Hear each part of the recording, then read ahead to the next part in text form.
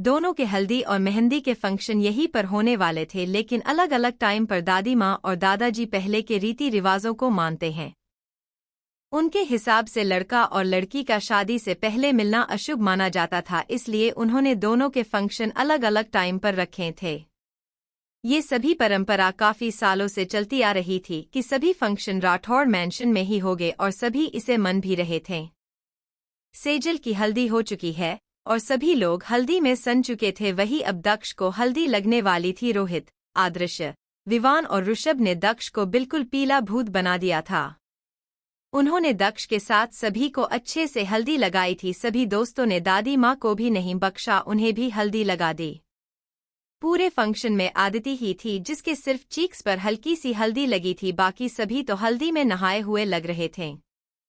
सभी ने हल्दी का फंक्शन काफी ज्यादा एंजॉय किया। सभी अपने अपने रूम में फ्रेश होने के लिए चले जाते हैं क्योंकि कुछ ही देर मेहंदी का प्रोग्राम शुरू होने वाला था। आदिति भी अपने रूम में आ जाती है, वही आदर्श भी रूम में आ जाता है। तभी वो देखते हैं कि आद्विक बेड पर बैठे कर रो रहा था। अब आगे आद्विक को रोते हुए देखकर आदिति और आदर्श आद्विक के पास आते हैं और आदिति आद्विक को अपने सीने से लगाते हुए आद्विक भी आदिति से लिपट जाता है, लेकिन उसका रोना बंद नहीं हुआ था। दोनों को आद्विक की फिक्र थी कि ऐसा क्या हुआ को वो रो रहा था, वो भी अकेले रूम में। आदिति बोली, आदि बच्चा क्या हुआ, आप रो क्यों रहे हो? आदर्श आद्विक के सर को सहलाते हुए, बेटा बताओ मॉम डैड को क्या हुआ, आप ऐसे रूम में रो क्यों रहे हो?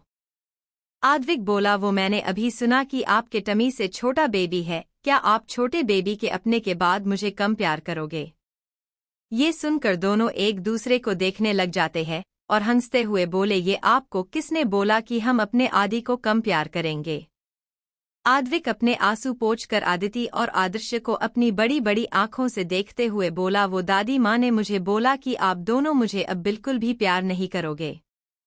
ये सुनकर आदर्श के चेहरे पर सिकन आ जाती है, लेकिन अपने एक्सप्रेशन को ठीक कर बोला, बेटा मैंने आपको बोला ही कि आप दादी माँ की बात पर ध्यान मत दिया करो। आद्विक बोला, लेकिन डैड वो मेरी दादी माँ है। आदर्श बोला है, माय चैम, लेकिन वो थोड़ी रूड है, इसलिए हमने आपको उनकी बात पर ध्यान देने से मना किया है। अच्छा चलो, अब आप बड़े भाई बने वाले हो तो अब आपको स्ट्रॉन्ग बना होगा, ऐसे किसी के कुछ भी बोलने पर रोना नहीं है, आपकी स्ट्रॉन्ग बॉय हो।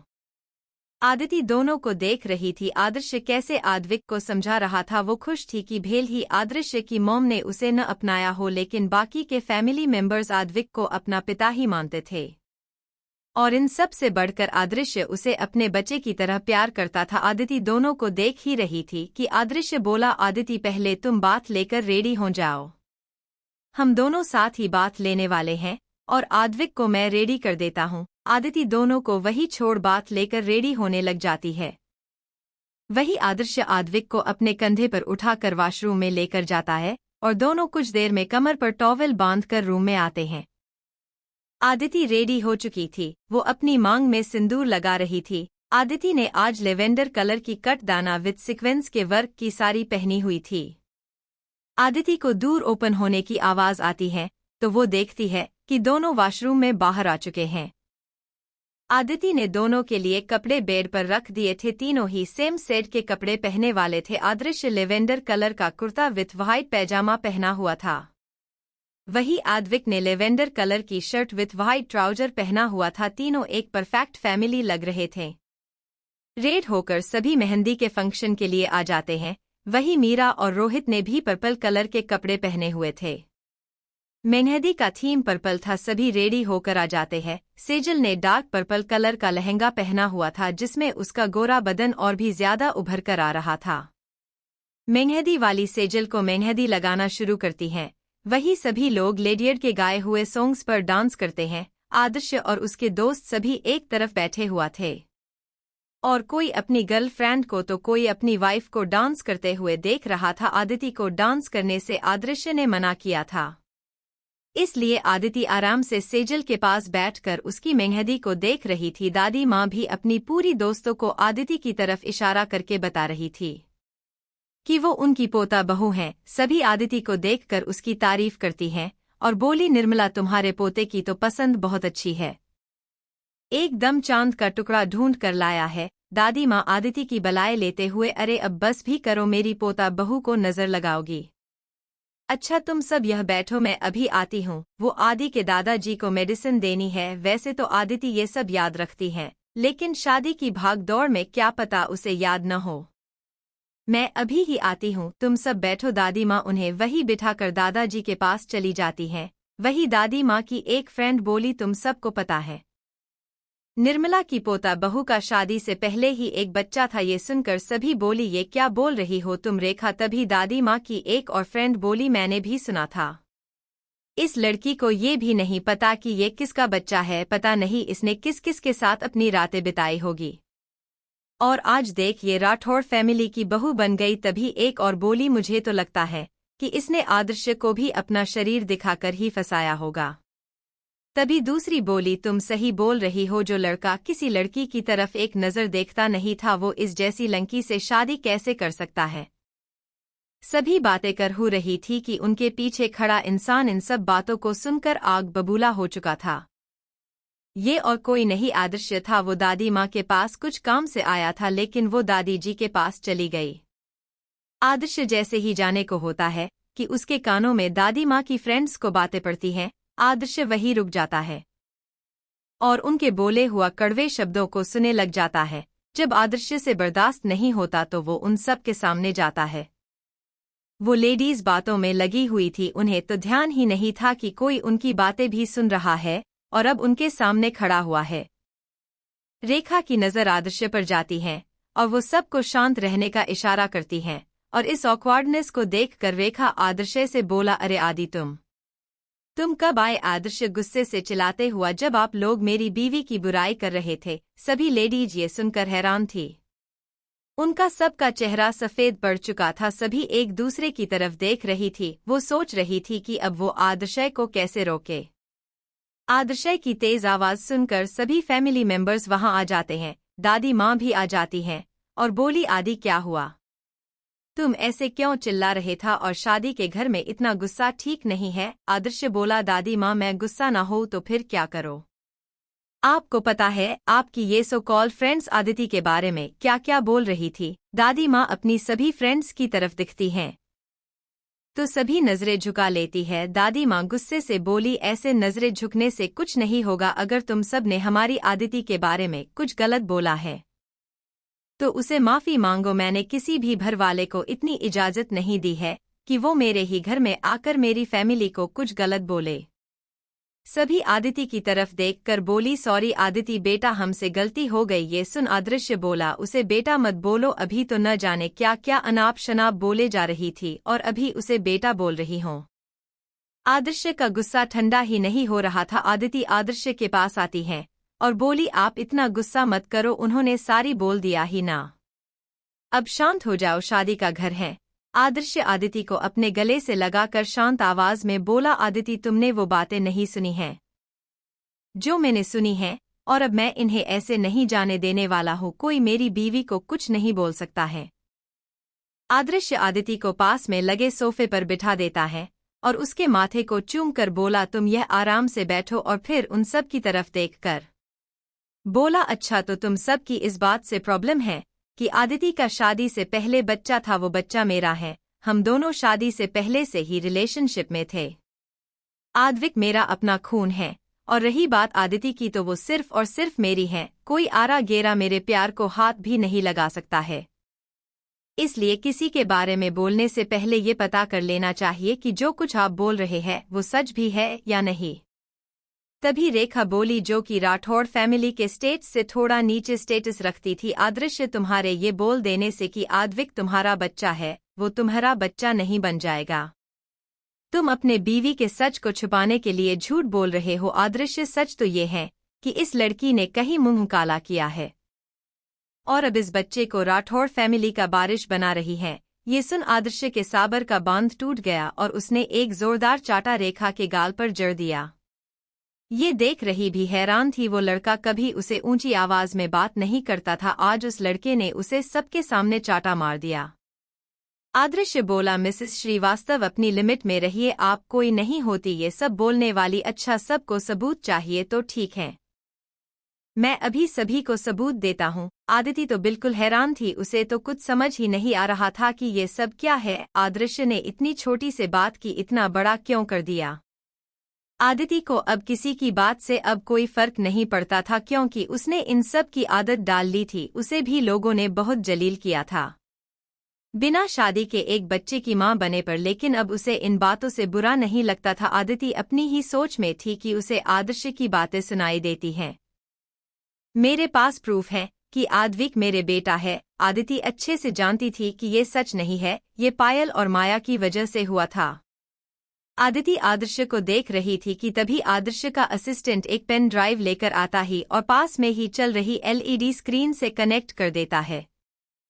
उन पर शहर के सबसे बड़े हॉस्पिटल की डीएनए रिपोर्ट थी और उसने आदर्श राठौड़ और आद्विक का डीएनए टेस्ट था और उसका रिजल्ट 99.99%, जिसे पता चलता था कि वो दोनों बाप बेटे हैं। सभी हैरान थे और सबसे ज्यादा आदिति शोक में थी। आदर्श जानता था कि आदिति का रिएक्शन ऐसा ही होने वाला था। वो आदिति के थोड़ा करीब चला जाता है, वही आदिति को एक धक्का लगता है और वो बेहोश हो जाती है। आदर्श आदिति के पास ही आ रहा था, वो आदिति को जल्दी से पकड़ लेता है और आदिति के गाल को थपथपाते हुए बोला, आदिति तुम्हें क्या हो, तुम ठीक तो हो?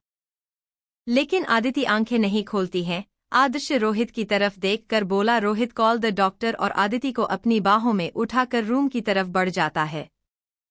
ये सब देखने के बाद फैमिली के सभी मेंबर्स शोक में चले गए थे। उन्हें आदर्श की आवाज से होश आता है और सभी आदर्श के रूम की तरफ बढ़ जाते हैं, क्योंकि सभी को आदिति की फिक्र थी। आदर्श जाता था कि ये सब एक ना एक दिन होने ही वाला था, लेकिन वो इस बात को आदिति की डिलीवरी के बाद सबको बताने वाला था। लेकिन आज आदर्श ने जो कुछ भी आदिति के खिलाफ सुना, उसके बाद उसे आदिति का ध्यान ही नहीं रहा कि आदिति के ऊपर इस बात का क्या असर पड़ेगा, और ये सच्चाई उसने सबके सामने ला दी। आदर्श आदिति को रूम के बाद पर लिटा देता है। रोहित ने डॉक्टर को कॉल कर दिया था।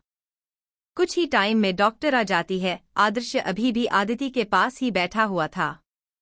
डॉक्टर आदिति की चेक करती है। आदर्श डॉक्टर से बोला, doctor is she all right? Doctor हाँ में सर हिलाकर कुछ इंजेक्शन लगाकर बोली, मिस्टर राठौड़ मिसेस राठौड़ अब ठीक हैं, लेकिन इनको किसी बात से शौक लगा ही, जिसे ये बेहोश हो चुकी ही। आपकी ऐसी कंडीशन में इसका ख्याल रखना चाहिए।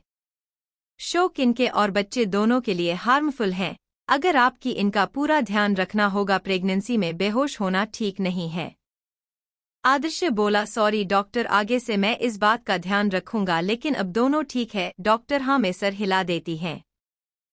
वही आदर्श के रूम के बाहर सभी फैमिली मेंबर्स थे। डॉक्टर के जाने के बाद सभी अंदर आते हैं और आदर्श से आदिति की तबीयत के बारे में पूछते हैं। आदर्श बोला, आदिति और बेबी दोनों ठीक है, अभी कुछ ही देर में उसे होश भी आ जाएगा। आप सब मेहंदी का फंक्शन कंटिन्यू करें। आदिति के पास में हूँ। यहाँ सभी आदिति के ठीक होने की बात सुन नीचे हॉल में आ जाते हैं। वही जया जी वहीं पर रुक जाती हैं। क्या जी की आंखों में आंसू थे। उन्हें अपनी गलती का एहसास हो गया था, क्योंकि आज जो कुछ भी हुआ था वो उनकी वजह से ही हुआ था। जया जी ने ही दादी माँ की फ्रेंड्स को आदिति के बारे में बताया था। सभी जानते थे कि जया जी आदिति और आद्विक को पसंद नहीं करती थीं, लेकिन वो ऐसा कर सकती हैं, इसका किसी को एहसास नहीं था। आदर्श को अब अपने पीछे किसी के होने का एहसास होता है, तो वो पीछे देखता है और जया जी को वहां देख आदर्श जया जी के पास आता है। आदर्श को अपनी मॉम के आंसू दिख गए थे। वो उन्हें कनेक्टेड रूम में लेकर जाता है और सोफे पर बिठाकर खुद नीचे जमीन पर बैठकर प्यार से बोला, मॉम क्या हुआ, आप रूम क्यों रही हैं? जया जी आदर्श के गाल लगकर रोते हुए बोली, सॉरी आदि, ये सब मेरी वजह से हुआ है। आदर्श अपनी मॉम की पीठ को सहला रहा था। जया जी बोली, मैं बहुत बुरी माँ हूँ। मैं इतनी अंधी ही चुकी थी कि मुझे पता ही नहीं चला कि मैं अपने बच्चे के साथ क्या कर रही हूँ। एंड ये भूल चुकी थी कि माँ बाप की खुश अपने बच्चे की खुशी में ही होती है। आदि, ये सब मेरी वजह से हुआ है। आदर्श जया जी को उनके अंदर के गिल्ट को निकालने दे रहा था। वो बस उनकी पीठ को सहला रहा था। जया जी बोली, आदि, उस माया के कारण मैंने तुम दोनों को अलग करना चाहा। उस माया ने पता नहीं मेरी आंखों पर कैसी पट्टी बांध दी कि मुझे मेरे बेटे की खुशी, उसका प्यार नजर ही नहीं आया। आदि, आई एम सॉरी बेटा, अपनी मॉम को माफ कर दो। मैंने अनजाने में अपने बेटे को कितनी तकलीफ दी। आदर्श अपनी मॉम की सभी बातें सुन रहा था। अपनी मॉम को रोते देखा आदर्श की आंखों से भी एक आंसू का कतरा बह जाता है, क्योंकि आदर्श ने कभी अपनी काम को ऐसे नहीं देखा था। जया जी बोली, आदि अब मैं आदिति को अपनी बेटी की तरह प्यार करूंगी। मैंने उसे भी कितनी तकलीफ दी और आद्विक मेरे बच्चे को भी। मैं ना अच्छी माँ, ना अच्छी सास और ना ही अच्छी दादी बन पाई। आदर्श बोला, मॉम ऐसा मत बोलो, आप बहुत अच्छे हों और गलती तो सबसे होती है। आगे सुबह का भूला शाम को घर आ जाए तो उसे भुला नहीं बोलते। अच्छा अब रोना बंद करो। जया जी फिर से बोली, सॉरी आदि, मुझे माफ कर दे। आदर्श बोला, मॉम बड़े कभी छोटों से माफी नहीं मांगते हैं, इसलिए आप बार बार सॉरी मत बोलो। आदर्श अपनी मॉम के आंसू पोंछ कर बोला, मॉम आप फ्रेश होकर नीचे सभी साथ फंक्शन को एंजॉय करिए। आदिति को कुछ ही देर में होश आ जाएगा, मैं उसके साथ हूँ। जया जी आदिति के रूम में आ जाती हैं और आदिति के माथे को चूमकर वहां से चली जाती हैं। आदर्श आदिति के पास ही एक चेयर पर बैठकर अपने लैपटॉप में कुछ सर्च करने लग जाता है। वही ऐसे ही 2 घंटे बीत जाते हैं। वही नीचे सभी लेडीज अपने हाथों में मेहंदी लगवा रही थीं। जया जी आद्विक को अपने हाथों से खाना खिला रही थी। आद्विक भी आज अपनी दादी के हाथ से खाना खाकर खुश था, क्योंकि उसे इस घर में सभी रिश्ते मिले थे सिवाय दादी के, लेकिन आज वो रिश्ता भी मिल गया था और दादी का पुर भी।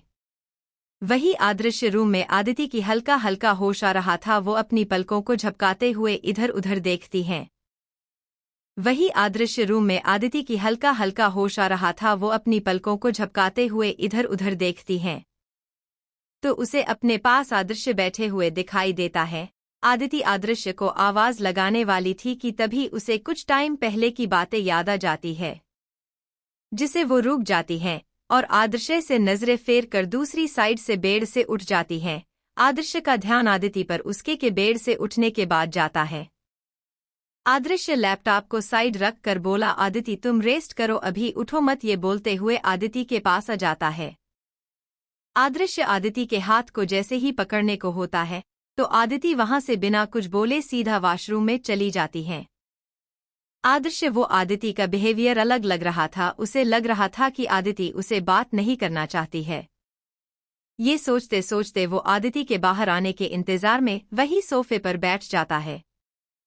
आदिति लगभग आधे घंटे के बाद वॉशरूम से सूट पहनकर बाहर आती है और आदर्श को इग्नोर कर मिरर के सामने आ जाती है और रेडी होने लग जाती है। आदर्श आदिति के पास आता है और उसे पीछे से अपनी बाहों में भर लेता है और आदिति के शोल्डर पर चीन टिकाते हुए बोला, मेरी जान मुझसे गुस्सा है। लेकिन आदिति कुछ नहीं बोलती है। आदिति अपनी भी रेडी हो रही थी। वो आदर्श की बात को ऐसे इग्नोर कर रही थी कि जैसे उसने कुछ सुना ही नहीं हो। आदर्श आदिति को कुछ रिएक्ट ना करते देखकर आदिति के कंधों को पकड़कर अपनी तरफ घूमता है। आदिति ने अपनी आंखें झुकाई हुई थी। वो आदर्श को नहीं देख रही थी। आदर्श आदिति के चेहरे को अपने दोनों हाथों में भरकर प्यार से बोला, क्या एक बार भी मेरी तरफ नहीं देखोगी जान? आदिति अपनी भरी हुई आंखों को उठाकर आदर्श की आंखों में देखती है और बोली, क्या देखूं आदर्श, जिस इंसान की गलती की वजह से मुझे लोगों के कितने ताने सुने पड़े, अपने घर को छोड़ना पड़ा, अपने डैड से दूर रही, जिस इंसान की वजह से मैं बिना शादी के एक बच्चे की मां बन गई, जिस उम्र में मुझे अपने सपने पूरे करने थे, उस उम्र में मैं एक बच्चे को संभालने लग गई। 20 साल की एक लड़की जिसे बच्चे को कैसे संभालते हैं ये नहीं पता था। उसके पेट में एक बच्चा पल रहा था। कैसे माफ कर दिया आपको मैं, बताओ कैसे मेरे बच्चे को नाजायज का टैग लगा दिया गया। पिता होते हुए भी मेरा बच्चा अपने पिता के प्यार के लिए तड़पा है। कैसे उसकी आंखों में बस एक ही सवाल होता था कि सबके पास डैड है, मेरे पास क्यों नहीं है। अब मैं उसे कैसे बताऊं कि उसके स्टेप डैड ही उसके बायोलॉजिकल फादर हैं। कैसे मेरे कैरेक्टर पर उंगली उठाई गई, उन सब को मैं कैसे भूल जाऊं और आपको माफ कर दूं। मुझसे नहीं होगा, मेरे दिल बड़ा है, लेकिन इतना बड़ा भी नहीं कि मैं आपकी इतनी बड़ी गलती हो भूल जाऊं। आदर्श बोला, आदिति मेरी बात सुनो जान, मुझे नहीं पता था कि आद्विक मेरा ही बच्चा है। आदिति ये बात सुन आदर्श से दूर होते हुए बोली, झूठ, मैं प्रेग्नेंट सेरोगेसी से हुई थी, तो फिर आपकी पता कैसे नहीं लगा।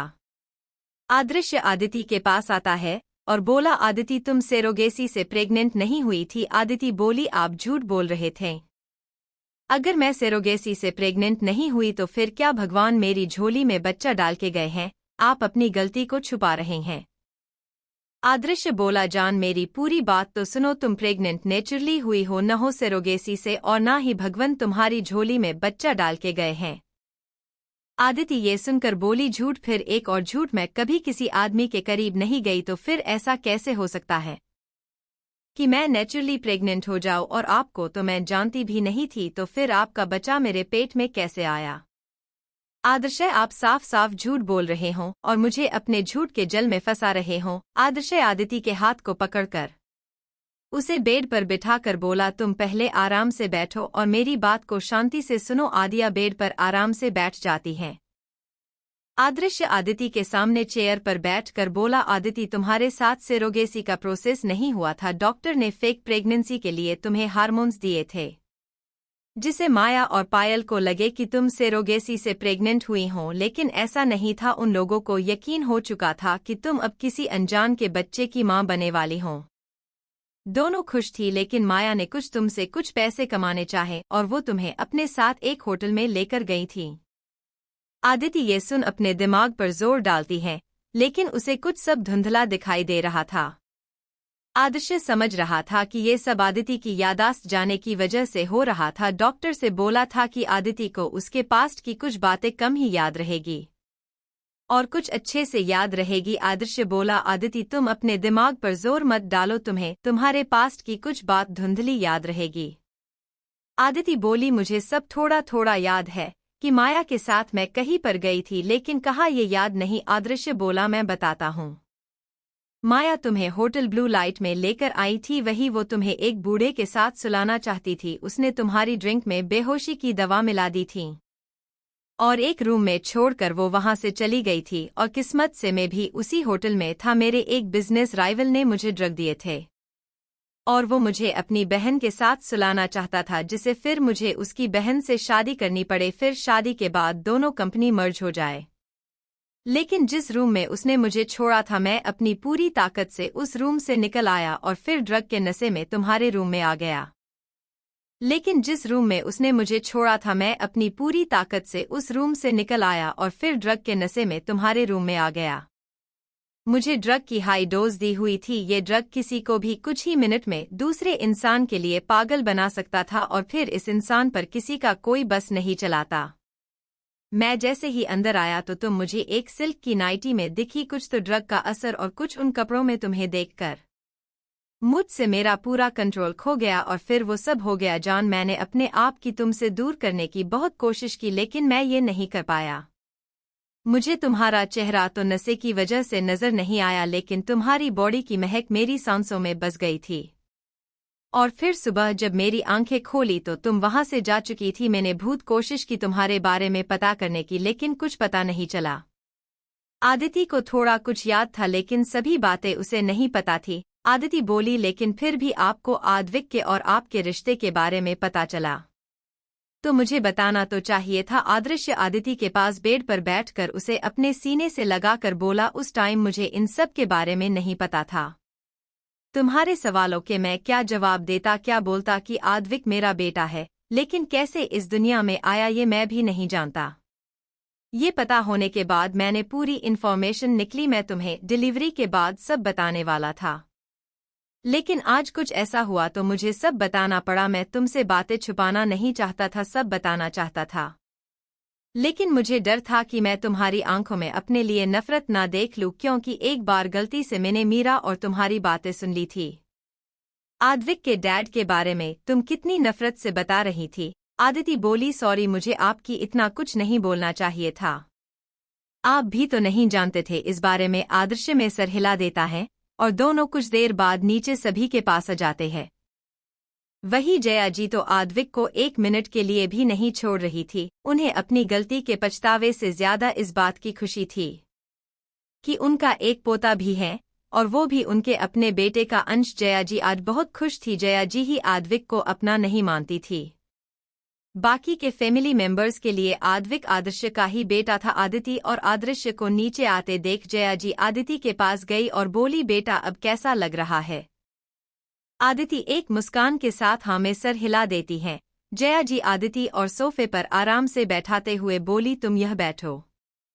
फिर एक सर्वेंट को आदिति के लिए खाना लाने को बोलती है और बोली, बेटा तुमने सुबह से कुछ खाया नहीं है ना, ऐसी हालत में ज्यादा देर भूखा रहना ठीक नहीं है।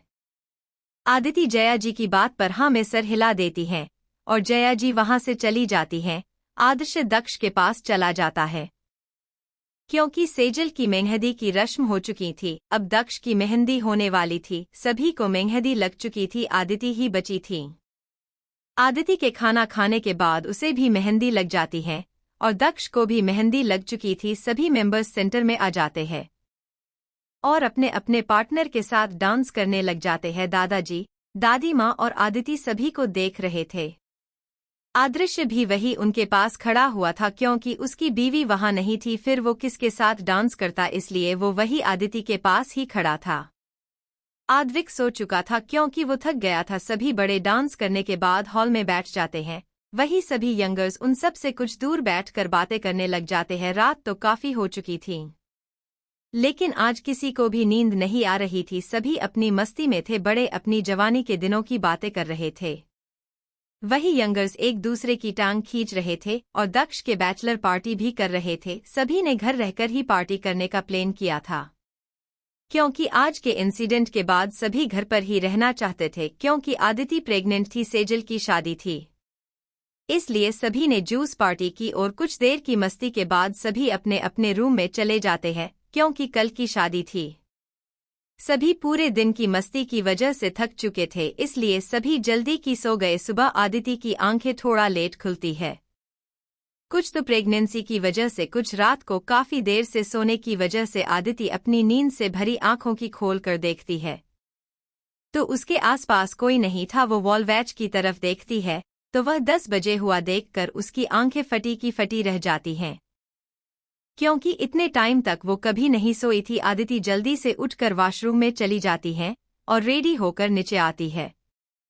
वो अपने सामने का नजारा देखकर हैरान थी, क्योंकि पूरे मैंशन को दुल्हन की तरह सजा दिया था। आदिति धीरे धीरे सभी के पास आती, सभी बड़े हॉल में बैठे थे। आदिति को देख जया जी एक मैड को कुछ इशारा करती हैं।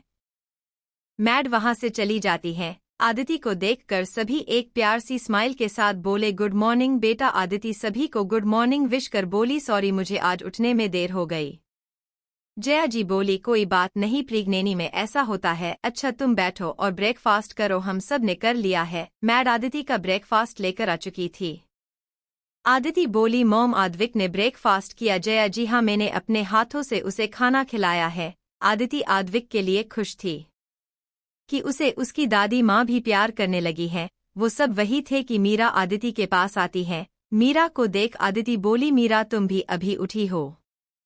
मीरा बोली, हाँ बहन, रात को हॉस्पिटल में एक इमरजेंसी आ गई थी तो मुझे और रोहित को वहां जाना पड़ा और रात को काफी लेट आए थे। आदिति बोली, अच्छा अब सेजल की शादी के बाद तुम दोनों का ही नंबर है। ये सुन रोहित के पेरेंट्स जो वही बैठे थे वो बोले, आदिति बेटा आपने सही बोला, अगला नंबर इनका ही है। मीरा की मॉम बोली, समधन जी आप सही बोल रहे हैं अभी मीरा और रोहित की शादी जल्दी ही करना चाहते हैं। सभी इनडायरेक्टली मीरा को छेड़ रहे थे। मीरा आदिति को घूर कर देख वहां से उसे अपने रूम में आने का बोल चली जाती है। आदिति और सभी मीरा की हरकत पर हंसने लग जाते हैं। वही आदर्श एक मीटिंग को अटेंड कर अपने स्टडी से आ रहा था। आदर्श देखता है आदिति सभी के बीच में बैठी बातें कर रही थी। आदर्श को आदिति आज कुछ ज्यादा ही सुंदर लग रही थी, वो उसे अपनी तरफ अट्रैक्ट कर रही थी। आदर्श आदिति का उसकी तरफ देखना का इंतजार करता है, लेकिन आदिति तो बातों में इस कदर खोई हुई थी। आदर्श काफी देर वेट करता है, फिर वो आदिति की तरफ जाता है और बोला, आदिति मुझे मेरी फाइल नहीं मिल रही है, तुम मुझे वो ढूंढ कर दे दो। आदिति आदर्श को देखकर बोली, लेकिन आपकी सभी फाइल्स तो आपके स्टडी में हैं। आदर्श बोला, नहीं वो फाइल रूम में थी, तुमने कहीं रख दी है, मुझे वो चाहिए है, जल्दी चलो मेरे साथ। सभी समझ रहे थे कि आदर्श फाइल खोने का तो बहाना बना रहा है। सभी मंद मंद मुस्कुरा रहे थे। आदिति को आदर्शय की बातें समझ ही नहीं आ रही थी। वो बोली, लेकिन मुझे तो आपकी कोई भी फाइल याद नहीं है जिसे मैंने रखा हो।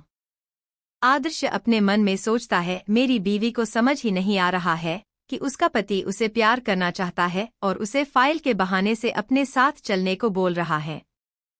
आदर्श बोला, एक बार मेरे साथ आओ, मेरी हेल्प करो उस फाइल को ढूंढने में, वो काफी इम्पोर्टेंट है। आदिति बोली, आप स्टडी में चलिए, मैं वो फाइल रूम में देखती हूँ। आप अपनी मीटिंग को कंटिन्यू करो। आदर्श बोला, चलो दोनों ढूंढेंगे तो काम जल्दी हो जाएगा। आदर्श के बहाने को सुन सब हंस रहे थे।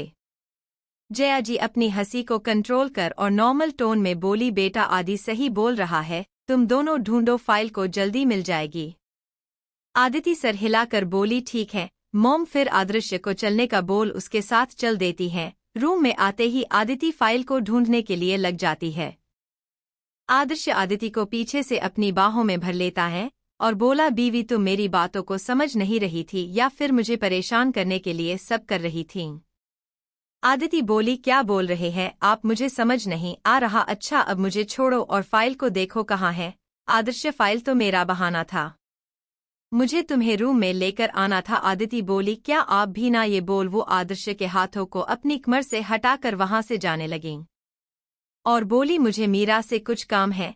आदर्श आदिति को फिर से पकड़कर बोला, मैंने कितने बहाने बनाकर तुम्हें यहाँ पर बुलाया है और तुम जाने के बारे में सोच रही हो। फिर आदिति के होठों की तरफ बढ़ते हुए, अब आ गई हो तो कुछ मीठा तो होना ही चाहिए। आदर्श आदिति के लिप्स को अपने होठों की गिरफ्त में ले लेता है और उन्हें चूमने लग जाता है। आदिति भी आदर्श का साथ दे रही थी। आदर्श बहुत ही प्यार से और शिद्दत से आदिति को किस कर रहा था। दोनों किस में खोए हुए थे। दोनों इस किस को काफी एंजॉय कर रहे थे। आदर्श किस करते हुए आदिति की गर्दन पर आ जाता है। आदिति के हाथ आदर्श के बालों में चले जाते हैं। आदर्श आदिति को बेड पर लिटा देता है और धीरे धीरे आदिति के ऊपर आ जाता है। आदर्श ने अपना वैट आदिति पर नहीं डाला था, को अपने हाथों के सहारे आदिति के ऊपर था। आदर्श आदिति की गर्दन को किस कर रहा था कि तभी मीरा बिना नोक करे रूम में धड़धड़ाते हुआ अंदर आ जाती है। आदर्श आदिति के ऊपर से साइड में लेट जाता है और बोली, आदिति तुमने तो बोला था, फिर सामने का नजारा देख।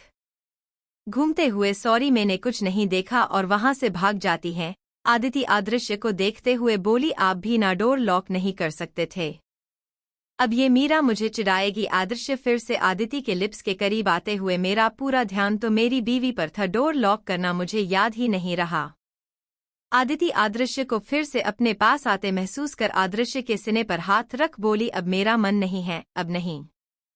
आदर्श बोला, जान प्लीज एक बार फिर नहीं करूंगा। आदिति आदर्श की आंखों में रिक्वेस्ट देखकर बोली है, लेकिन एक बार ही। आदर्श एक स्माइल के साथ हाँ में सर हिला देता है और जल्दी से उठकर रूम के डोर को लॉक कर देता है और फिर से आदिति के पास आता है और आदिति को अपनी बाहों में भर लेता है और आदिति के होठों को फिर से किस करने लग जाता है। दोनों एक दूसरे में खोए हुए थे। आदर्श ने आदिति की साड़ी के पल्लू को उसके कंधे से हटा दिया था, तभी अचानक से आद्विक रूम के डोर को नॉक करता है और बाहर से आवाज लगाता है, मम्मा डैड डोर खोलो। आद्विक की आवाज सुन दोनों के कान खड़े हो जाते हैं और जल्दी से बेड से उठ जाते हैं। आदिति जब अपनी हालत देखती हैं तो आदर्श को गुस्से से घूरते हुए बोली, आपके दिमाग में पूरा दिन यही सब चलता रहा है, मैं भी पागल थी जो आपकी बातों में आ गई। अब जल्दी से डोर ओपन करो, मैं सारी ठीक करके आती हूँ। आदर्श आदिति की बातों पर बोला, सॉरी जान, मुझे नहीं पता था कि आद्विक आ जाएगा, वो पूरा दिन मॉम के पास या दादी माँ के पास रहता है। अच्छा तुम अपनी सारी ठीक करो। इतना बोल वो डोर ओपन कर देता है और आद्विक अंदर आ जाता है और बोला, डैड मम्मा कहाँ है और आपने डोर लॉक क्यों कर रखा था? आदर्श बोला, वो मैं वॉशरूम में बात ले रहा था और आपकी मम्मा चेंजिंग रूम में है। तभी आदिति सारी को ठीक कर वहां आ जाती है। और क्या हुआ आदि मम्मा, वो मैंने आपको कल से देखा नहीं था न, तो इसलिए मैं आपके पास आ गया। आदिति बोली, अच्छा चलो ये बता आप शादी को एंजॉय कर रहे हो ना? Aadvik, yes mamma I love it. Aadarsh washroom की तरफ जा रहा था कि तभी आद्विक बोला, डैड आपने अभी तो बात लिया था, क्या आप फिर से बात लोगे? आदर्श को अब ध्यान आया कि उसने जल्दी जल्दी में आद्विक से अपने वॉशरूम में होने का बहाना बना दिया था। आदर्श ना बेटा, वो मेरा भूल गया था। आदिति आदर्श को देखकर हंस रही थी, क्योंकि आदर्श वॉशरूम में क्यों जा रहा था वो अच्छे से जानती थी। आदर्श आदिति को हंसते देखकर उसे आंखों से ही वार्न करते हुए, तुम्हें तो मैं बाद में बताता हूँ, एक बार आद्विक को जाने दो। आदिति को हंसते देख आद्विक बोला, मम्मा आप डैड को देखकर हंस क्यों रहे हो? आदिति, कुछ भी बेटा, वो डैड को याद नहीं रहता है कि वो अपने फोन वॉशरूम में भूल चुके हैं। चलो हम चलते हैं मीरा के पास। फिर आदर्श की तरफ आंख मारकर आदिति वहां से चली जाती है। आदर्श रूम में चला जाता है और कुछ टाइम बाद वो बात लेकर बाहर आता है। उसने सिर्फ एक टॉवेल बांध हुआ था कमर पर। आदर्श जैसे ही बाहर आता है तो उसका फोन बजने लग जाता है। आदर्श कॉल रिसीव करके बोला, हेलो, कौन? उधर से किसी लड़की की आवाज आती है, जिसे सुन आदर्श के चेहरे पर एक बड़ी सी स्माइल आ जाती है और वो बोला, यार साक्षी, कितने दिनों बाद कॉल कर रही हो? यूएस जाने के बाद तुम तो हम सबको भूल ही गई हो, तुम कब आ रही हो? उधर से वो लड़की कुछ बोलती है, जिसे सुन आदर्श बोला, अच्छा ठीक है, मैं आ रहा हूँ। और कॉल कट हो जाता है। आदर्श क्लोजेट रूम में जाता है और कपड़े पहनकर बाहर आ जाता है। फिर सीढ़ियों से नीचे आते हुए आदिति को इधर उधर देखता है, लेकिन आदिति कहीं भी नहीं दिखती है। आदर्श आद्विक को देखकर उसे अपने पास बुलाते हुए बोला, बेटा मम्मा कहाँ है? आद्विक, मम्मा मीरा मासी के पास है। आदर्श मीरा के रूम की तरफ बढ़ जाता है। मीरा के रूम के डोर को नॉक करता है। मीरा बोली, अंदर आ जाओ। आदर्श डोर ओपन कर अंदर जाता है। आदिति और मीरा बेड पर बैठकर कुछ बातें कर रही थीं। आदर्श को देख आदिति बोली, आप यहाँ कुछ काम था? आदर्श, हाँ, वो मैं कुछ काम से बाहर जा रहा था, तुम अपना ध्यान रखना और मेडिसिन ले लेना। आदिति बोली, ठीक है, आप कब तक आओगे? आदर्श, लगभग तो 3 घंटों में आ जाएगा, ठीक है? आदिति बोली, ठीक है। आदर्श घर से निकल जाता है। वही आदिति और मीरा फिर से बातों में लग जाती हैं। ऐसे ही 2-3 घंटे बीत जाते हैं। आदर्श अभी तक नहीं आया था। आदिति आदर्श को कॉल करती है। जैसे ही कॉल रिसीव होता है, आदिति बिना कुछ सुने बोली, आप कहाँ हो? अभी तक नहीं आए? तभी एक लड़की की आवाज सुनाई देती है।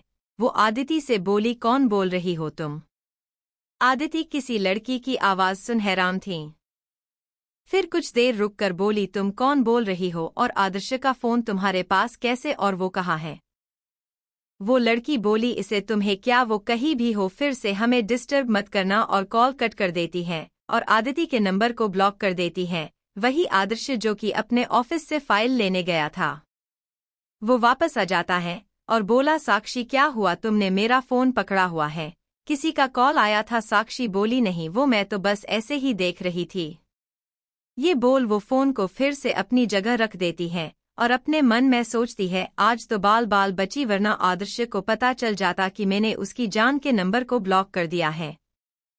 आदर्श का पूरा ध्यान ड्राइविंग पर था। वही साक्षी आदर्श को देखे जा रही थी। वो देख कम और उसे घूर ज्यादा रही थी। साक्षी की नजरें आदर्श के पूरे चेहरे से होते हुए उसके होठों पर रुक जाती है। फिर आदर्श के होठों से उसकी गर्दन पर, फिर शर्ट से दिखते मजबूत और चौड़े सीने पर से उसके हाथों पर। आदर्श ने फॉर्मल कपड़े पहने हुए थे और शर्ट की स्लीव्स को फोल्ड किया हुआ था, जिसे उसकी मजबूत हाथ अच्छे से दिख रहे थे और हाथों की नसें उभरी हुई थी। साक्षी की नजरें तो आदर्श से हटने का नाम ही नहीं ले रही थीं। आदर्श सब बात से अनजान था कि उसके बगल में बैठी लड़की उसे किस नजर से देख रही है। कुछ ही देर में कार रुक जाती है और आदर्श घर से निकल जाता है, लेकिन जब वो साक्षी को बाहर आते नहीं दिखता है तो साक्षी की तरफ जाता है और डोर को ओपन कर साक्षी को आवाज लगाता है, जिसे साक्षी का ध्यान टूटता है और वो इधर उधर देखने लग जाती है। आदर्श साक्षी को इधर उधर देखते पाकर बोला, साक्षी घर आ जाया है, चलो अंदर। साक्षी आदर्श के पीछे अंदर चली जाती है। मेंशन में अभी रेडी हो चुके थे। आदर्श को देख आदर्श की दादी माँ बोली, आदि तुम अभी तक रेडी नहीं हुए हो, जाओ जल्दी रेडी हो जाओ, बारात वहां से निकल चुकी है। आदर्श बोला, ठीक है दादी माँ, मैं अभी रेडी हो जाता है। आदर्श के जाने के बाद दादी माँ का ध्यान साक्षी पर जाता है, जिसे देख दादी माँ मरे, साक्षी तुम तब आदि के साथ ही आई हो? साक्षी बोली, नमस्ते दादी माँ, हाँ मैं आदि के साथ ही आई हूँ। दादी माँ, अच्छा चलो रेडी हो जाओ, बाकी बातें बाद में करते हैं। साक्षी हाँ में सर हिलाकर वहां से एक रूम की तरफ बढ़ जाती है। ये रूम आदर्श के पहले के रूम के बिल्कुल सामने था। ये बात साक्षी को पता नहीं थी कि आदर्श अब वहां नहीं रहता है और वहां रोहित रहने लगा था। वो खुश थी कि आदर्श उसके बिल्कुल सामने के रूम में है। आदर्श और आदिति को सभी ने 4th फ्लोर पर शिफ्ट कर दिया था। वहां पर उसका personal pool, gym, games room, movie theatre, music room, library, बड़ा सा स्टडी रूम, एक गार्डन और बड़ी सी बालकनी सभी था। साक्षी रेडी होकर अपने सामने वाले रूम यानी कि आदर्श के पुराने रूम की तरफ बढ़ जाती है और बिना नॉक किए डोर ओपन कर देती है। वही मीरा और रोहित दोनों एक दूसरे को पैशनेट किस कर रहे थे। दोनों एक दूसरे में खोए हुए थे कि डोर ओपन होने की आवाज से डोर की तरफ देखने लग जाते हैं। वही साक्षी हैरान थी। पहले तो उसे लगा आदर्श किसी को किस कर रहा था, लेकिन जब उसने रोहित का चेहरा देखा तो उसे तसल्ली हुई कि उसका आदर्श ऐसा नहीं कर सकता है। वही मीरा जो किस में खो चुकी थी, उसे किसी लड़की का उन दोनों की किस के बीच में आना अच्छा नहीं लगा। उसे उस लड़की पर गुस्सा आ रहा था। वो उसके पास जाती है और गुस्से से चिल्लाते हुए बोली, तुम्हें मैनर्स है या नहीं? तुम किसी के भी रूम में बिना नॉक के नहीं आ सकती, क्या तुम्हें इतना भी नहीं पता है? रोहित मीरा की बात सुनकर साक्षी के पास आता है और बोला, मीरा ये तुम क्या बोल रही हो? अभी माफी मांगो साक्षी से। मीरा रोहित की बात सुन हैरान थी। मीरा को माफी न मांगते देख रोहित फिर गुस्से से बोला, मीरा मैंने तुम्हें बोला ना से सॉरी टू साक्षी। मीरा रोहित के गुस्सा करने पर उसे हैरानी से देखती है और बोली, रोहित मेरी कोई गलती नहीं है तो मैं इसे सॉरी क्यों बोलूं? मैं ऐसा नहीं करूंगी। रोहित को मीरा की बात सुन और गुस्सा आ रहा था। रोहित ने गुस्से को शांत कर बोला, मीरा चाहे गलती साक्षी की हो लेकिन सॉरी तुम बोलो। रोहित की बातों से मीरा की आंखों में आंसू आने लग जाते हैं। वो एक नज़र रोहित को देख साक्षी को देखती है और बोली, सॉरी। साक्षी के चेहरे पर एक डेविल मुस्कान थी, जैसे वो मीरा को चिढ़ा रही हो कि मैंने तुमसे माफी मंगवा दी। फिर मीरा वहां से चली जाती है। वही रोहित साक्षी को देख बोला, साक्षी मीरा की तरफ से सॉरी। उसे तुम्हें इतना नहीं बोलना चाहिए था। साक्षी बोली, कोई बात नहीं रोहित, अब उसने सारी बोल दिया है। रोहित बोला, तुम कब आई? साक्षी बोली, कुछ टाइम पहले ही आदि के साथ। रोहित बोला, साक्षी आओ बैठो, बताओ यूएस में तुमने क्या क्या किया? साक्षी, अभी हम लोग शादी एंजॉय करते हैं, बाकी बातें बाद में करेंगे। वही मीरा वहां से निकलकर नीचे आ जाती है। मीरा को रोहित की डांट से हर्ट हुआ था, क्योंकि वो किसी अनजान लड़की के लिए उसे कैसे डांट सकता है, और वो भी उसके सामने। मीरा ने आंसू पोंछकर अपने फेस को ठीक कर लिया था। वो नहीं चाहती थी कि कोई भी उसके आंसू देखे। वही आदर्श अपने रूम में रेडी हो रहा था। वो आदिति को देखना चाहता था, लेकिन आदिति रूम में कहीं नहीं थी। वो रूम में क्या उस फ्लोर पर ही नहीं थी। आदर्श रेडी होकर नीचे आ जाता है। सभी कुछ न कुछ काम कर रहे थे, क्योंकि दादी माँ और दादाजी नहीं चाहते थे कि सेजल की शादी में किसी भी चीज की कमी हो। इसलिए उन्होंने नौकरों के भोरे से काम को ना छोड़कर फैमिली मेंबर्स को वो काम एक बार देखने को बोला था। आदर्श नीचे आता है और आदिति को इधर उधर देखने लग जाता है, लेकिन आदिति उसे कहीं भी नहीं दिखती है। वही साक्षी जो कब से आदर्श को तलाश रही थी, अब उसकी तलाश पूरी हुई, क्योंकि आदर्श अब बिल्कुल उसके सामने था। आदर्श को इधर उधर देखते देख साक्षी आदर्श के पास जाती है और बोली, आदि यू लुकिंग हॉट। आदर्श साक्षी की आवाज सुन उसकी तरफ देखता है और उसका कॉम्प्लीमेंट सुन एक स्माइल के साथ बोला, थैंक यू साक्षी, तुम भी अच्छी लग रही हो। वही आदिति जो आदर्श को देखकर उसके पास आ रही थी, वो आदर्श को किसी अनजान लड़की के साथ उदास हो जाती है। वो लड़की आदर्श के कुछ ज्यादा ही करीब थी। आदिति से ये सब देखा नहीं जाता है और वो वहां से मीरा के पास चली जाती है। मीरा भी अकेली ही बैठी हुई थी और कुछ बुरे मूड में थी। आदिति मीरा के पास बैठ जाती है और बोली, मीरा क्या हुआ, उदास लग रही हो? मीरा आदिति को परेशान नहीं करना चाहती थी, इसलिए अपनी उदासी को छुपाते हुए बोली, नहीं आदिति ऐसा कुछ नहीं है, वो थोड़ी थकान हो रही है, रात को नींद पूरी नहीं हुई। आदिति मीरा को छेड़ते हुए, ऐसा तुम दोनों क्या कर रहे थे कि नींद पूरी नहीं हुई और मेरी प्यार दोस्त को थकान भी हो रही है? आदिति की बात सुन मीरा शर्माते हुए, नहीं जैसा तुम सोच रही हो वैसा कुछ नहीं है, वो रात को लेट सोने की वजह से हो रहा है। आदिति मीरा के चेहरे की रंगत को देखकर बोली, मीरा तुम्हारी बातें तुम्हारे चेहरे से मैच नहीं हो रही थीं, देखो तुम्हारा चेहरा सुर्ख लाल हो चुका है। तभी पीछे से वीरा की आवाज आती है। वीरा ऋषभ बजाज की वाइफ है। वीरा से आदिति और मीरा फर्स्ट टाइम ही मिल रही थी। वीरा एक बिजनेस वुमेन थी और उसे पार्टी करना भी पसंद नहीं था, जिसे वो काफी कम पार्टी में शामिल होती थी और बहुत कम लोग ही उसे जानते थे। आदर्श और उसके सभी फ्रेंड्स तो वीरा को अच्छे से जानते थे। आदिति और मीरा ने वीरा की फोटोज देखी थी, इसलिए वो उसे पहचान गईं कि ये वीरा बजाज है। आदिति और मीरा बोली, हेलो वीरा, आप कैसी है? वीरा बोली, मैं ठीक हूँ, तुम बताओ तुम दोनों कैसी हो? आदिति बोली, हम ठीक हैं। वीरा भी दोनों के पास ही बैठ जाती है। वीरा बोली, अब दक्ष की भी शादी हो जाएगी और फिर रोहित की बारी है। मीरा, नेक्स्ट तुम्हारी टर्न है शादी की। आदिति बोली, हाँ आप ठीक बोल रही हैं। मीरा, तुम रेडी रहना, अब तुम्हारी बारी है। दोनों मीरा की टांग खींच रहे थे। तीनों एक दूसरे के साथ लगी हुई थी। वही आदर्श साक्षी को किसी काम का बोलकर वहां से आदिति को ढूंढता है, लेकिन आदिति कहीं दिख ही नहीं रही थी। वही रोहित आदर्श के पास आता है और बोला, आदि तुमने मीरा को कहीं देखा? यार वो मिल ही नहीं रही है, पता नहीं कहाँ चली गई। आदर्श, रोहित, मुझे भी आदिति नहीं मिल रही है। मुझे लगता है तेरी वही और मेरी वाली दोनों एक साथ है और बातों में लगी हुई है।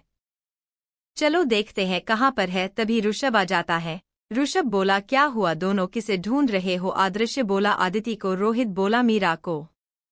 ऋषभ बोला, तुम दोनों की वाइफ एक साथ खो गई, और हंसने लग जाता है। दोनों घूरकर ऋषभ को देख रहे थे। ऋषभ अपनी हंसी रोकते हुए बोला, तुम दोनों की वाइफ मेरी वाइफ के साथ बैठी हुई है और वो हॉल के उस कॉर्नर में है। ऋषभ एक कॉर्नर की तरफ इशारा करता है और दोनों वहां से उस तरफ चल देते हैं। दोनों जैसे ही वहां पहुंचते हैं तो देखते हैं कि तीनों लड़कियां बातों में लगी हुई थी। उसे पता ही नहीं था कि उनके पति उनके लिए कितने परेशान हो रहे थे। आदर्श आदिति के पास जाता है और बोला, जान तुम यहाँ बैठी हुई हो और मैं तुम्हें पूरे मैंशन में ढूंढ रहा था। आदिति आदर्श को देखकर बोली, अच्छा आप मुझे कितना ढूंढ रहे थे?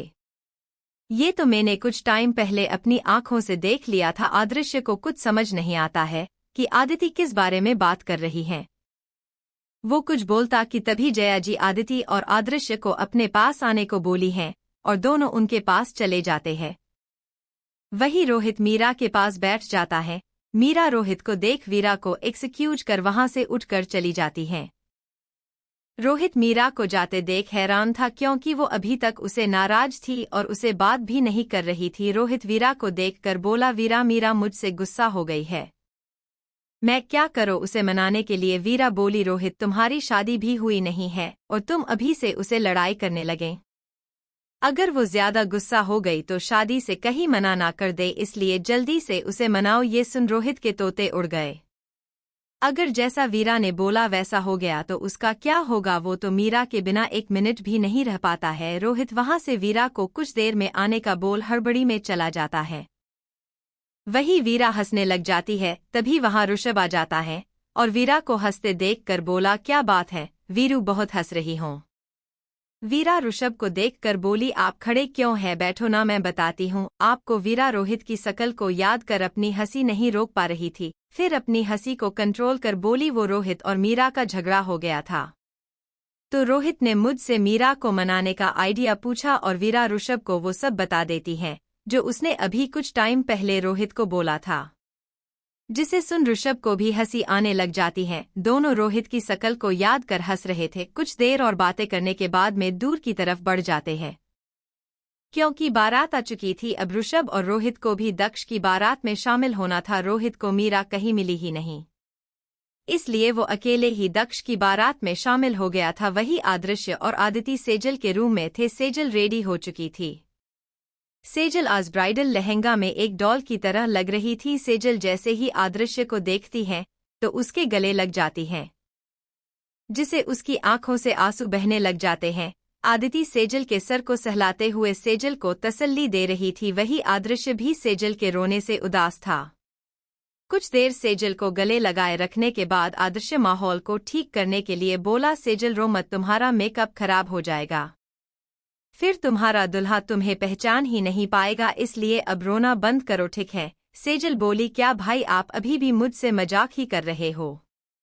आदर्श बोला, सेजल रोने की क्या बात है, तुम इस शहर में तो रहने वाली हो, फिर रोना किस बात का, जब भी मन को हम सब से मिलने के लिए आ जाना, और कभी हम सब भी आ जाएंगे तुमसे मिलने। दोनों भाई बहन बातें कर ही रहे थे कि जया जी अंदर आते हुए बोली, आदिति सेजल को नीचे लेकर आओ, पंडित जी उसे नीचे बुला रहे हैं।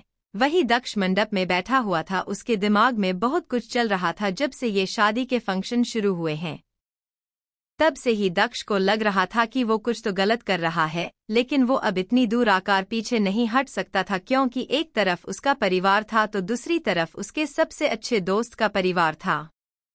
वो किसी को भी ठेस नहीं पहुंचाना चाहता था, इसलिए अपने सभी ख्यालों को दरकिनार कर वो पंडित जी के बताए अनुसार सब करता है। तब तक आदर्श और आदिति सेजल को भी ला चुके थे। सेजल को मंडप में बैठा दिया गया था, दक्ष पंडित जी के बताए अनुसार लगा हुआ था। सेजल ने दक्ष को देख, जो पंडित जी की तरफ देखकर उसकी बातों को सुन रहा था। पंडित जी कुछ देर मंत्र बोलने के बाद बोले, वर वधू दोनों खड़े हो जाइए। दोनों खड़े हो जाते हैं। आदिति और मीरा सेजल को खड़े होने में हेल्प करती हैं, फिर दोनों को वरमाला देती है। दक्ष और सेजल दोनों एक दूसरे के बिल्कुल सामने खड़े हुए थे। दक्ष सेजल को देख रहा था, वही सेजल की नजरें भी दक्ष पर ही थी। पंडित जी कुछ मंत्र बोलने के बाद बोले, वर वधू को वरमाला पहनाए। दक्ष कुछ देर सेजल को देख वरमाला उसके गले में पहना देता है। सभी क्लैपिंग करने लग जाते हैं और विवान और रोहित हूटिंग करने लग जाते हैं। कुछ आदर्श के और सेजल के कजन थे, वो भी हूटिंग कर रहे थे। फिर पंडित जी सेजल की वरमाला पहनाने को बोलते हैं, सेजल भी वरमाला पहना देती हैं। फिर से सभी क्लैपिंग करते हैं। फिर पंडित जी दोनों को बैठने को बोलते हैं और दोनों अपनी जगह पर बैठ जाते हैं। पंडित जी मंत्र शुरू कर देते हैं। कुछ ही देर में सेजल को मॉम डैड सेजल का कन्यादान कर देते हैं और अपने जिगर के टुकड़े को दक्ष को सौंप देते हैं। सेजल का कन्यादान करने के बाद जया जी की आंखों से आंसू बहने लग जाते हैं, तो दक्ष की मॉम जया जी को संभालते हुए बोली, जया जी अब वो हमारी बेटी हुई, मैं उसे अपनी बेटी बनाकर रखूंगी। जया जी हाँ में सर हिला देती हैं। अब पंडित जी फेरों के लिए दोनों को खड़ा कर देते हैं और फेरे शुरू हो जाते हैं। शुरू के फेरों में दक्ष आगे होता है और बाद के फेरों में सेहल आगे होती है। फेर होने के बाद दोनों फिर से अपनी जगह बैठ जाते हैं। अब पंडित जी दक्ष की तरफ एक थाली को आगे बढ़ाते हैं और दक्ष को सेजल को मंगलसूत्र पहनाने और उसकी मांग को सिंदूर से भरने को बोलते हैं। दक्ष वैसा ही करता है। दक्ष के सिंदूर लगाने और मंगलसूत्र पहनाने के बाद पंडित जी बोले, शादी सम्मान हुई। आज से आप दोनों पति पत्नी हो। इस बात का गवाह ये संसार है, जिसने आप दोनों एक एक रिश्ते में बंधते हुए देखा है। अब सभी बड़ों का आशीर्वाद लीजिए। सेजल और दक्ष सबसे पहले पंडित जी के पैर छूते हैं, फिर सभी फैमिली मेंबर्स के आदर्श दोनों गले लगा लेता है और आदिति भी ऐसे ही सभी रिलेटिव्स दोनों से मिलते हैं और दोनों को अपना आशीर्वाद देते हैं। फिर सभी खाना खाकर अपने अपने घर के लिए विदा हो जाते हैं। राठौड़ फैमिली में एक नियम था कि शादी के बाद ही सभी फैमिली मेंबर्स खाना खाते थे, उसे पहले सभी का फास्ट होता था। खाना खाने के बाद सेजल की विदाई का समय हो गया था। आदिति और आदर्श सेजल को मेंशन के बाहर लेकर आते हैं। सेजल फिर से सभी के गले मिलकर दक्ष के साथ उसकी कार में बैठ जाती है। वही दक्ष की मॉम और डैड सभी को तसल्ली देते हैं कि वो सेजल को अपनी बेटी की तरह प्यार करेंगे। फिर दक्ष के साइड के सभी रिलेटिव्स भी वहां से उनके साथ निकल जाते हैं और दक्ष की कार भी आगे बढ़ जाती है। राठौड़ फैमिली अभी भी में दूर पर खड़ी सेजल को जाते हुए देख रही थी। सभी उदास भी थे और खुश भी। उदास इस बात से थे कि सेजल अब अपने ससुराल गई, और खुश इसलिए कि सेजल को उसका प्यार मिल गया और वो भी 7 जन्म तक। सभी अंदर आ जाते हैं। रिलेटिव्स सभी जाने लगे थे। कुछ ही देर में सभी लोग जा चुके थे। सभी फैमिली मेंबर्स भी अपने अपने रूम में चले जाते हैं सोने के लिए, क्योंकि सभी थक चुके थे। साक्षी थक गई थी और उसे आदर्श जब कहीं भी नहीं दिखा तो वो शादी स्टार्ट होने से पहले ही अपने रूम में चली गई थी। साक्षी ज्यादा टाइम यूएस में रही थी तो उसे इतनी लंबी शादी के फंक्शन अटेंड नहीं होते थे, इसलिए वो ज्यादा देर न रुक कर वहां से सीधे रूम में चली गई।